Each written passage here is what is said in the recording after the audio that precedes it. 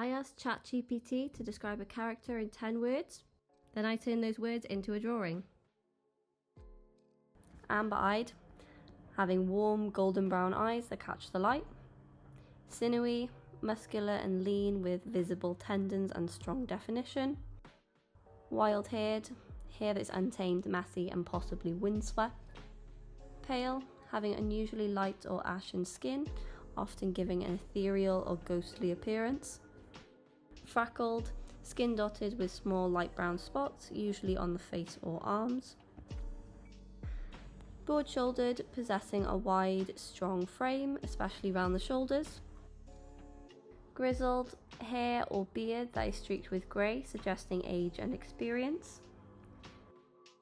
Sharp-featured, having well-defined angular facial features such as high cheekbones and a pointed chin.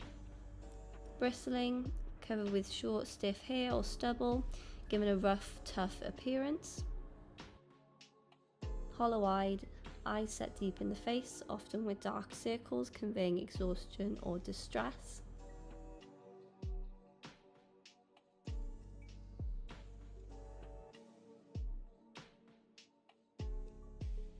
So my first thought with this character was they sounded quite masculine.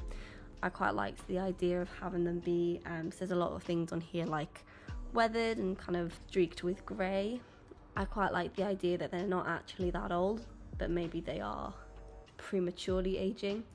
In my head they might have some kind of like exciting or adventurous career that sort of prematurely aged them. A lot of stress involved, maybe they're like adventuring or something like that. Although they do seem to look like a little bit of a nerd actually, so maybe they're a bit more of like a Professor Indiana Jones kind of type. Amber-eyed, quite an easy one. They just have sort of golden orangey yellow eyes, quite an interesting eye colour. I think it kind of makes them look quite striking. Sinewy was an interesting one, especially because we have broad shoulders. They kind of mean alternative things, they don't quite go hand in hand.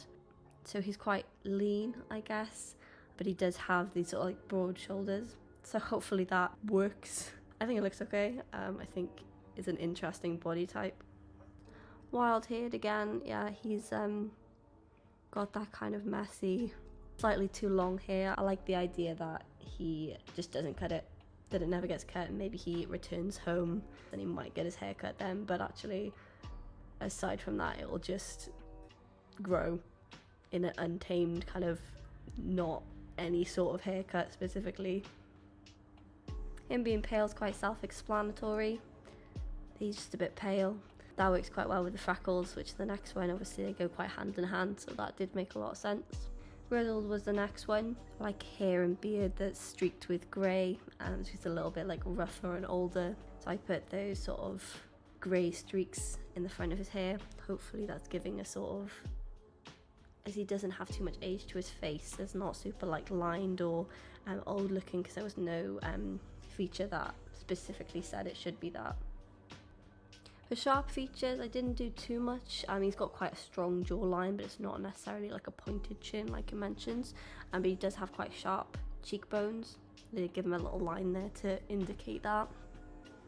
Bristling, that was an interesting one. I didn't really know how to do that, especially because I got in my head he was this soft kind of adventure but professor-y type. Didn't really make sense for him to be this kind of like super gruff, but I did give him stubble across his face.